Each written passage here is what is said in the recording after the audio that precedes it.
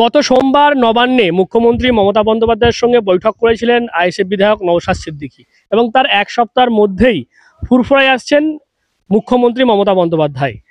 এবং এই নওশাদ সিদ্দিকীর এলাকাতেই তিনি আসবেন, ধনপোতার যে মুসাফিরখানা সেখানে ইফতারে মজলিস করবেন। এবং গতকালই কিন্তু নওশাদ সিদ্দিকীর কাছে পৌঁছে গিয়েছে মুখ্যমন্ত্রীর পক্ষ থেকে যে আমন্ত্রণপত্র, সেই আমন্ত্রণপত্র। এবং যেমনটা নওশাদ সিদ্দিকী জানিয়েছেন যে ইতিমধ্যেই যেমন বিভিন্ন পীর সাহেব পীরজাদাকে আমন্ত্রণ জানানো হয়েছে, তাকে এবং তার গোটা পরিবারকেও আমন্ত্রণ জানানো হয়েছে। এবং এই এক সপ্তাহ আগে নবান্ন বৈঠক, তারপর আবার নওশাদের এলাকাতেই মুখ্যমন্ত্রীর আগমন নিয়েই কিন্তু একটা জল্পনা শুরু হয়েছে। তাহলে কি নতুন সমীকরণ হতে চলেছে ফুরফুরায়? তাহলে কি এই যে ইফতারের মজলিস, সেখানে মুখ্যমন্ত্রীর খুব কাছেই দেখা যাবে নওশাদ সিদ্দিকীকে? এই সমস্ত জল্পনা কিন্তু উঠেছে। এবং তার পাশাপাশি আবার যে প্রশ্ন জড়ানো হচ্ছে, এই কদিন আগে যখন নবান্নে গেছিলেন নওশাদ সিদ্দিকী, তখনই কিন্তু তাকে প্রশ্ন করা হয়েছিল তিনি কি তৃণমূলে যাচ্ছেন। দেখুন, রাজ্যের মুখ্যমন্ত্রী বিভিন্ন জায়গায় বিভিন্ন সময় যাচ্ছেন, বিভিন্ন ধর্মস্থানে যাচ্ছেন।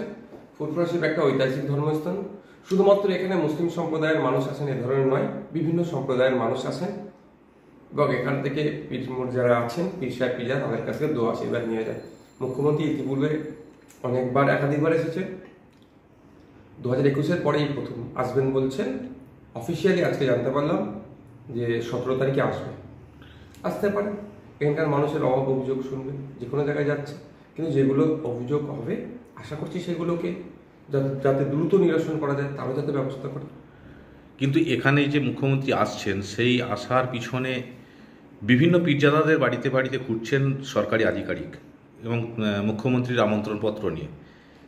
সেটা কি আপনার কাছেও এসেছিলেন? হ্যাঁ, একটু আগেই আধিকারিকরা এসেছিলেন, জানালেন 17 তারিখে 4টার আশপাশে রাজ্যের মুখ্যমন্ত্রী ফুরফুরা শরীফে আসবেন।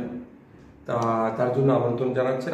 আরও অনেককে পীর সাহেব পীরজাদাকে আমন্ত্রণ জানিয়েছেন, তার সাথে আমাকেও আমন্ত্রণ জানিয়েছে, আমাদের টোটাল পরিবারকে আমন্ত্রণ জানিয়েছে, আমন্ত্রণপত্র দিয়ে গেলেন। এই আমন্ত্রণে কতজনের নাম আছে কি জানতে পেরেছে? না, আমি ওই বিষয়টা জিজ্ঞাসা করিনি, ওটা তো আমার ইতিহাসের মধ্যে মনে পড়েনি।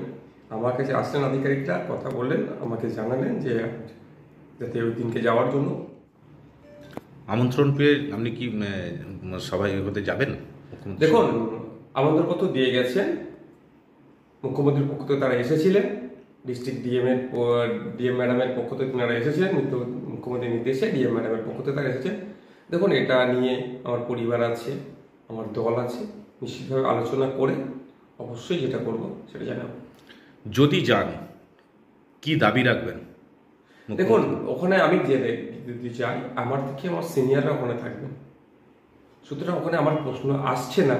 আমি কি বলবো, যেখানে আমার পীর সাহেব পীরজাদারা সিনিয়র আছেন, সেখানে আমি একজন পীরজাদা হিসাবে আমার কত খরচ করা যায় না। তাও যাওয়ার ব্যাপারটাও আমি পরিবার পরিজন আছে এবং আমাদের যে আমি একটা রাজনৈতিক দল থেকে বিলং করি, আমার কনসার্ন নেওয়া দরকার আমি মনে করি। আগামী দিনে কি তৃণমূলে কি দেখা যাবে? এই কোশ্চেন যেটা বারবার হচ্ছে, এর কোনো প্রশ্নই আসছে না।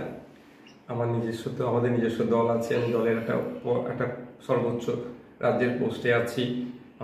আমি একাধিক কেস খেয়েছি, আমাদের ছেলেদের প্রায় হেডে 10,000 কেস আছে, 4 জনকে খুন করেছে। এত কিছুর পরে আমি তাদেরকে ডুবিয়ে দিতে পারি না। আমাদের ভালোবাসার মানুষ হচ্ছে আমাদের ভোটাররা, আর সর্বোপরি ভাঙড়ের মানুষের সাথে আমি বিশ্বাসঘাতকতা করতে পারবো না। ভাঙড়ের মানুষ আমাকে যে ভরসা করে সরকারের বিরুদ্ধে ভোট দিয়ে অ্যাসেম্বলি হাউসে পাঠিয়েছে, সেটা তো আমি করে যাচ্ছি। একা তো কি হয়েছে, 4 বছর তো দাঁতে দাঁত চেপে লড়াই করেছি।